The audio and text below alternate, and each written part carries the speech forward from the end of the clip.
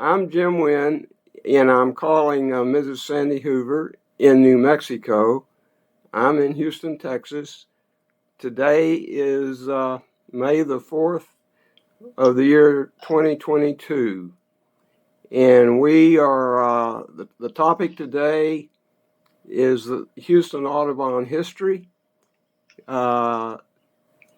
Hoover has a good tenure with Houston Audubon, and we are interested to see what she might be able to tell us about those times. So with that, Sandi, I guess we can get down to it. I might just mention one thing, if I could, to start with. I'll tell you what I found in The Naturalist, and you can tell me if this sounds about right. I found that you served 2 terms on the board of directors. You were an executive director for 7 years. You served with 4 presidents, and that's a total of 9 years. Does that sound about right? That's about right. We need to make one correction on your beginning here. Today is only the 3rd. Oh. This month is getting away fast enough. No, don't have me lose another day. Okay, so it is May the 3rd in 2022. Okay, I'm glad you corrected that. Just for historical value. Sure. Keeping us honest. That sounds about right. And it started out as a part-time when I got hired, and what happened was on the board and suggested we do a fundraiser because we were having trouble keeping somebody in money who was going to be an employee. Yeah. And after we raised some, I said, okay, now I want the job because it's going to take so long to introduce anybody else to this. The little bit of money we've raised would go, to that earlier effort of trying to get somebody up to speed. Yeah.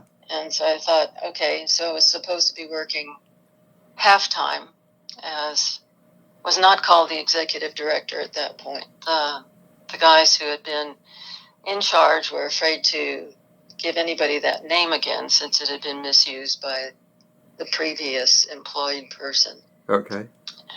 So I was called the office manager or something akin to that. Okay.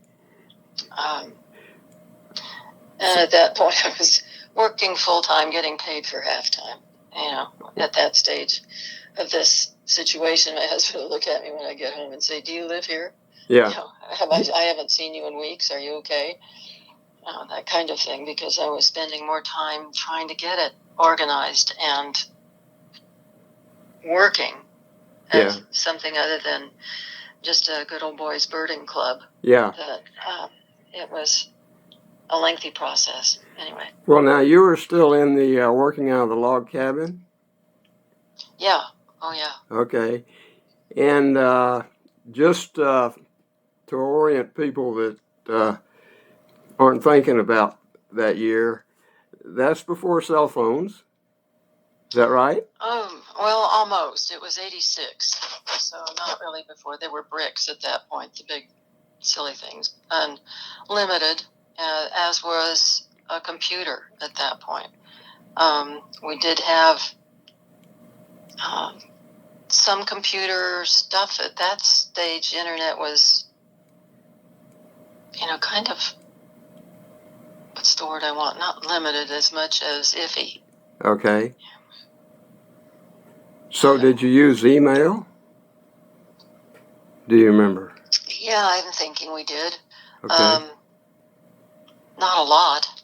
There were a lot of things went out snail mail instead. Yeah. But it was a pretty solid beginning, I'm thinking. I'm trying to remember actually how how we functioned. I know I kept, as things grew, I kept adding more computers and attaching them to each other by cables in the office. And the office was on the second floor, in the second floor room at Edith Moore's log cabin. Yeah. So, which is 10 by 12, ostensibly. Yeah. And at one stage, I had a volunteer sitting opposite me at the door that was our desk surface. You know how we used to use file cabinets to hold the door up. You know, and Greg, who was wonderful. She was just does all and did it well. Thank God. She kept us looking good for a long time. She was, what's her face? What's her name? Excuse me, just a minute. As I said, I haven't been thinking. Gretchen's mom. Oh, okay. Well, I'm not sure I know Gretchen's mom's name, but that's who you're talking about. Yeah, it's Greg. It was her nickname. It was partly her last name. Okay.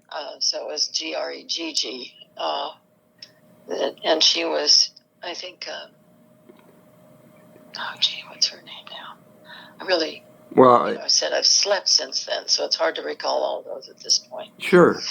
You kind of turn off that part of the brain because you go, well, that's over. Yeah. Yeah. And well, let me jump in here if I could just a minute. Susan Bilodeau has told me a story about working in that office upstairs, and when there was a private call that came in, or if you had to make a private call, there must have been a landline phone up there, because as I understood it, you'd step out onto the roof out there and turn your head the other way and have your telephone call that way. That's exactly right. And finally, it got to be such a popular place for people who weren't even working. I mean, there were several in there doing things that were essential, like being our treasurer or being Greg and helping with all of the myriad things that went on. But they just come in to chat and stand around. And my husband, for my birthday, gave me one of those sticky signs that says no loitering. Yeah. He said, you obviously need this for the door. So, it was one of those things where I stepped out onto the roof of the porch several times to have a conversation, just trying to let everybody go ahead and work without overhearing me. Yeah. Yeah. It was like, talk about a transparent office. There was no other option, basically. There's one other thing. Do you remember Herb Orwig? Mm-hmm. Do you remember the story about you and Herb when he first arrived?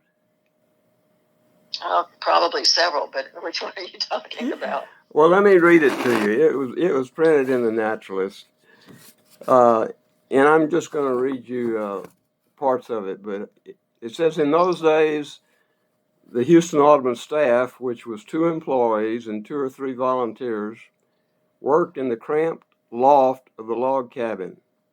Herb's station was a dark corner where he nearly bumped his head on a shelf when sitting at the computer. Quote, if I were paid to work here, he told Sandi, I wouldn't take the job because the conditions are so bad. It's absolutely right. Now, wait a minute, here's the rest of it. It says, not widely known among Houston Audubon members, Herb served Houston Audubon inside as an accountant and bookkeeper, and outside as the first volunteer to join what is today's trail work crew.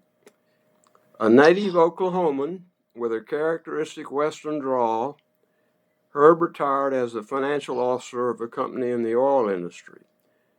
Former Houston Executive Director Sandi Hoover recalls, quote, he just appeared at Edith L. Moore Sanctuary one day, probably in early '87, and asked, can I help you?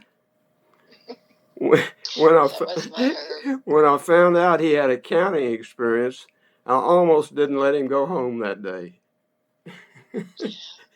He was wonderful, and Yeah. he and my dad shared the same birthday, so he was Ah, not possible to forget him. He was my other dad, I called him, for a long time. yeah, He was just a neat guy. yeah, And he stayed with us for so many years and worked with Don on days when he wasn't in the office, helping Don Gray make trails, make boardwalks, clean up things. Everywhere you needed him, he was there.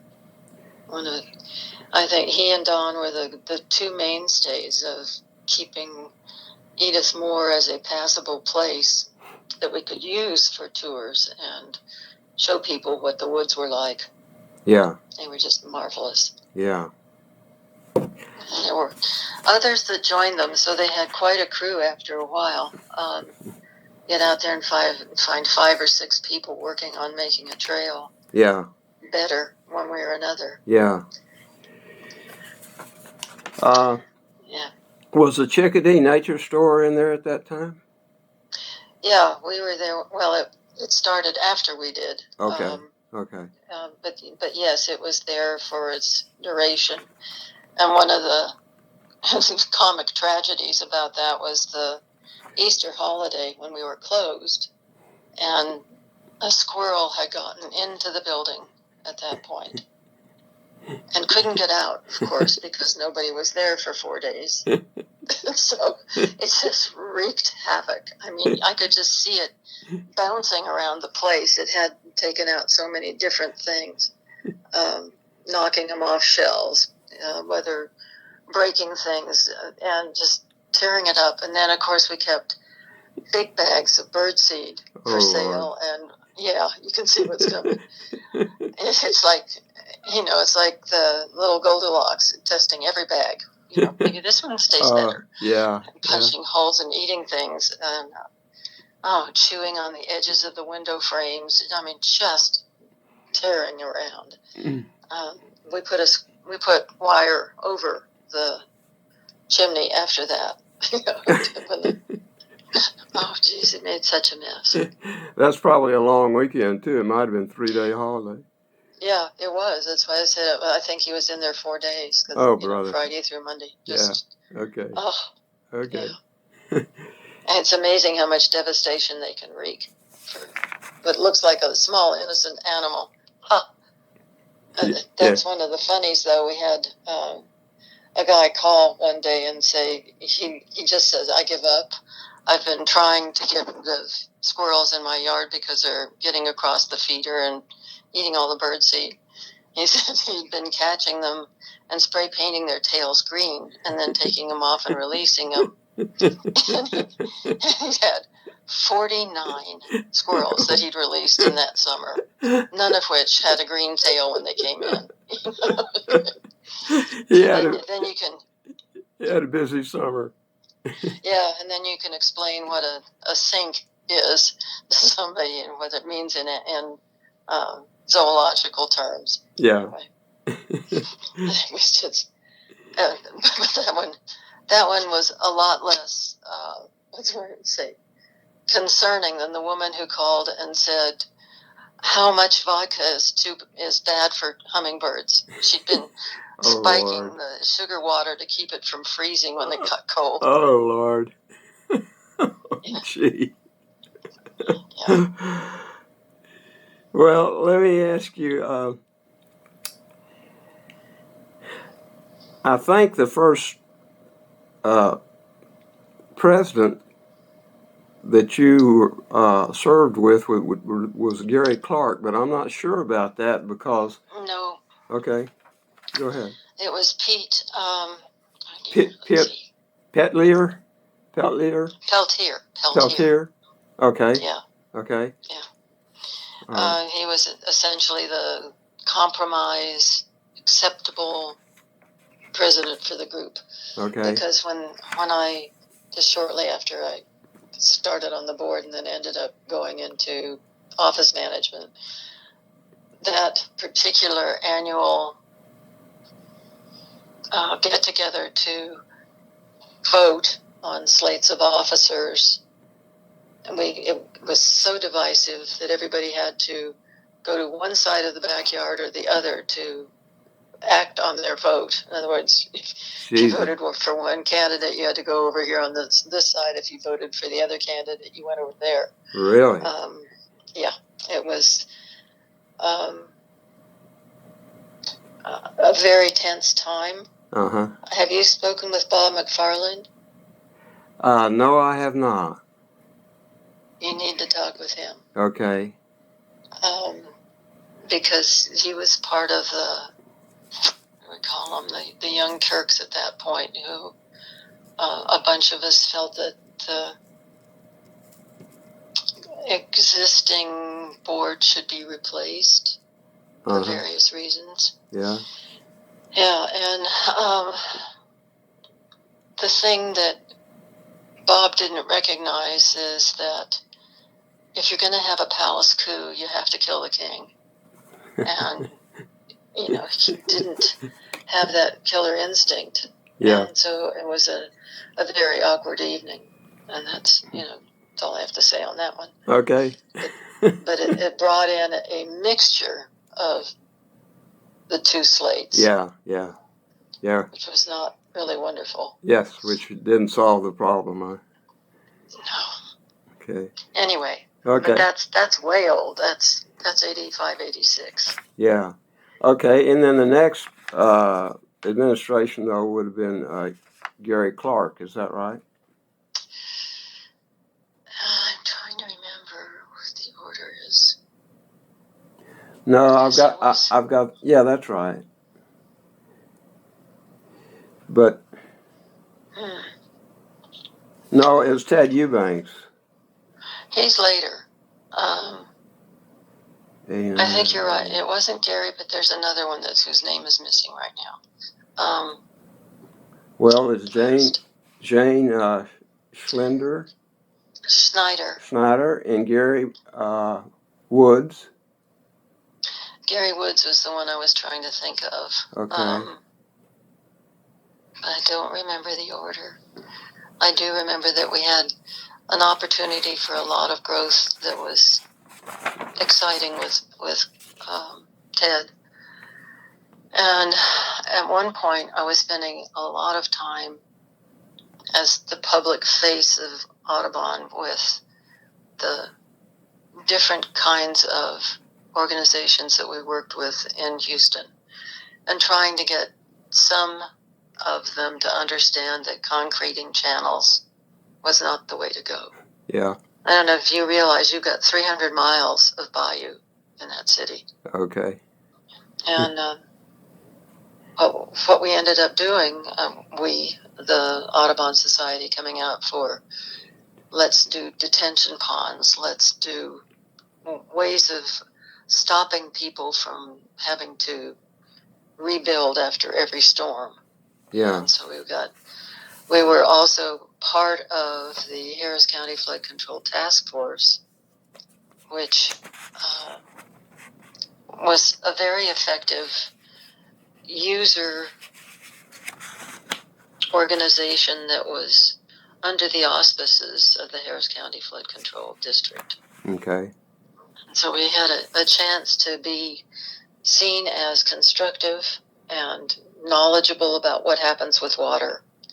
And the thing that I'm really proud about that period of time was that in concert with Terry Hershey, we co-chaired the stormwater management conference, bringing in experts from all over the United States for a 3-day conference. And the thing that made it was the first one that the Harris County flood control guys had ever gone to in the way of stormwater management. Yeah. I mean, they weren't looking at what was being done anywhere else. Yeah. Which was stupid. Yeah, that was the beginning of it. The beginning of environmental look at it, huh? Yeah. Yeah. And where it really started was really funny. And this is when I'm going, okay, another name I've forgotten.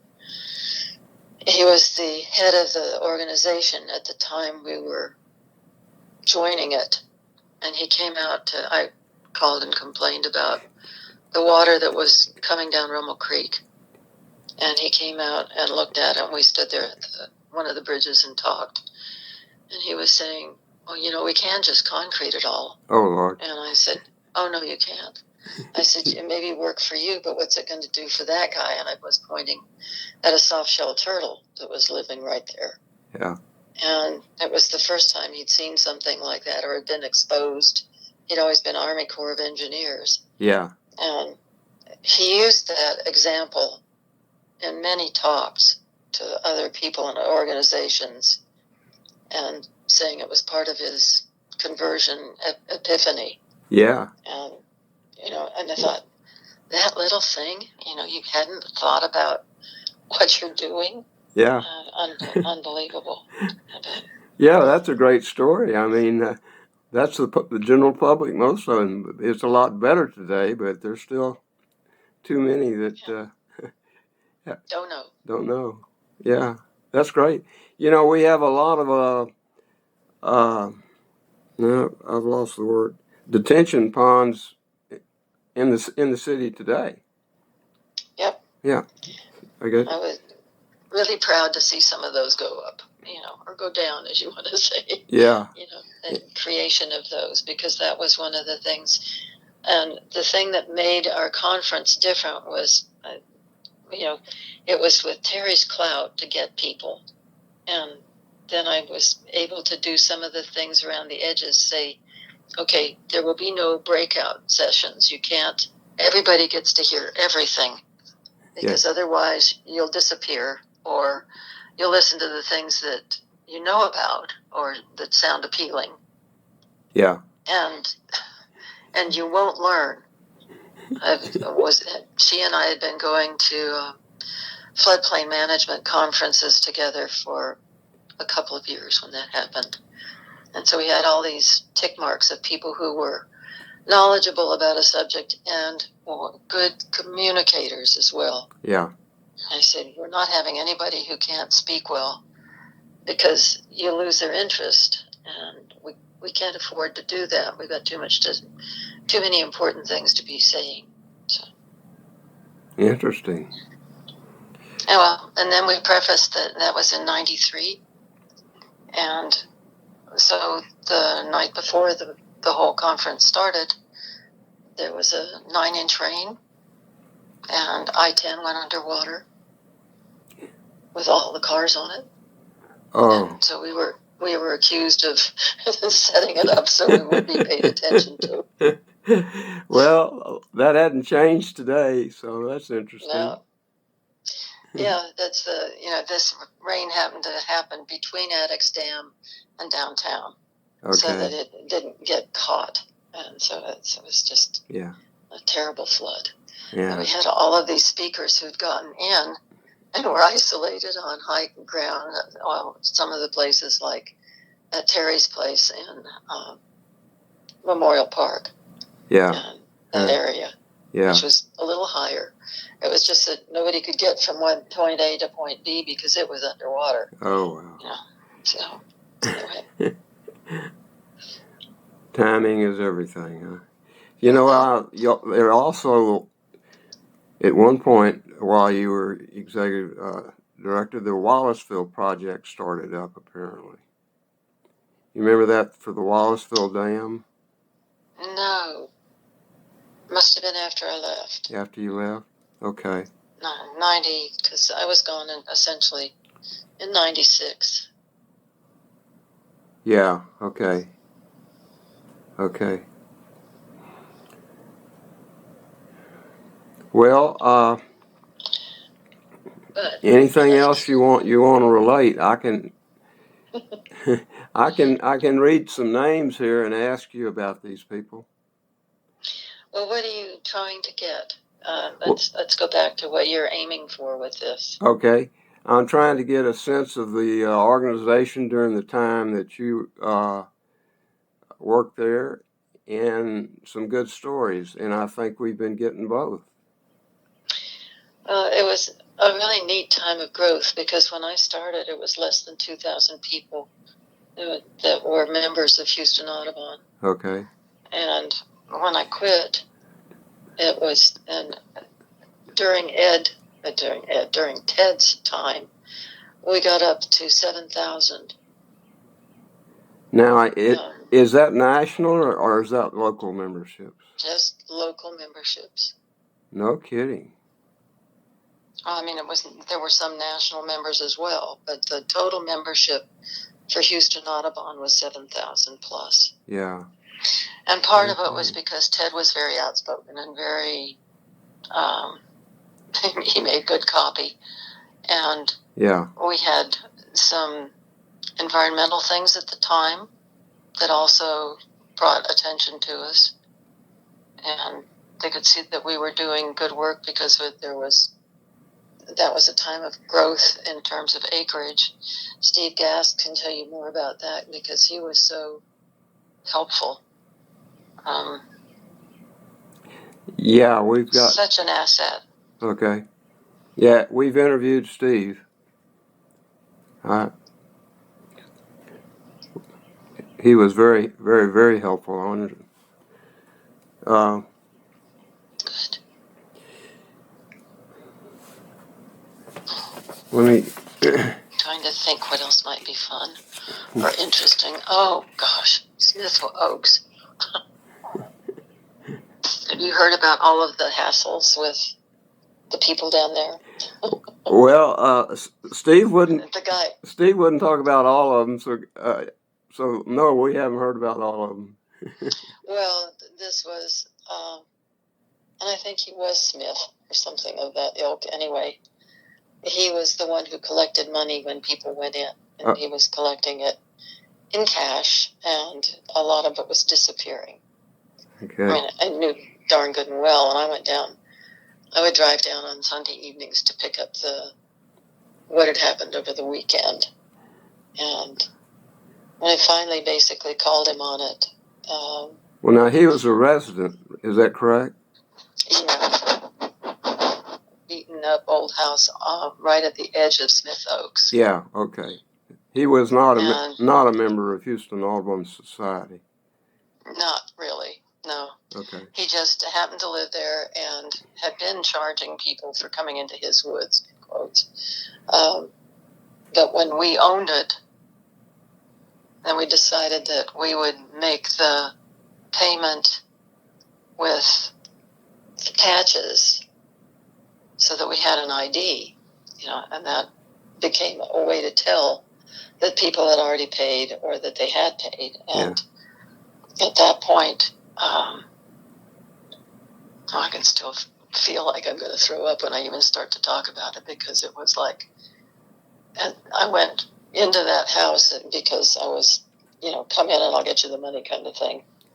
And it was Pepto-Bismol pink all over it inside.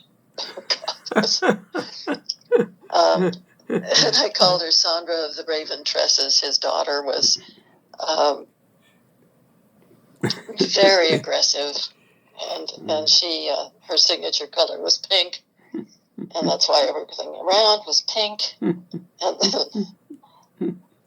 the place was hot and stifling, and they were both mad at me and just chewing me up one side and down the other, and I'm standing there thinking, I'm going to throw up. I think I'll throw up now. It's just, no, you can't do that. You got to be civilized. Anyway, grab the money and run, honey. So it was just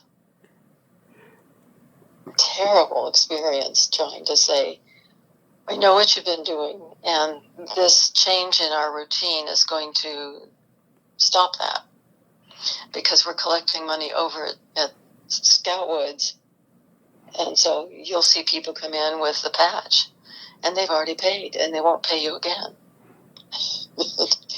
And that was not helpful, because it was taking away his livelihood. Didn't do anything else, Yeah. So they left shortly thereafter, and we brought in a bulldozer and took it down, the building. And changed the whole format for that place. But, oh man, he had a, what do we say, what's the term I'm hunting for? Just a minute. Anyway, can't think of it. The one that says, the old-fashioned way of saying a good thing in your hot little hand, that nobody's been paying attention to. Yeah. So. Huh. Yeah. Well, Sarah Betancourt wrote a series of articles about the old timers on the island there. I don't think she was playing with us when he was around. Okay. Because that was really early on. That was Seekers. Right after I became. It was almost one of the first things that happened after I became executive director full time.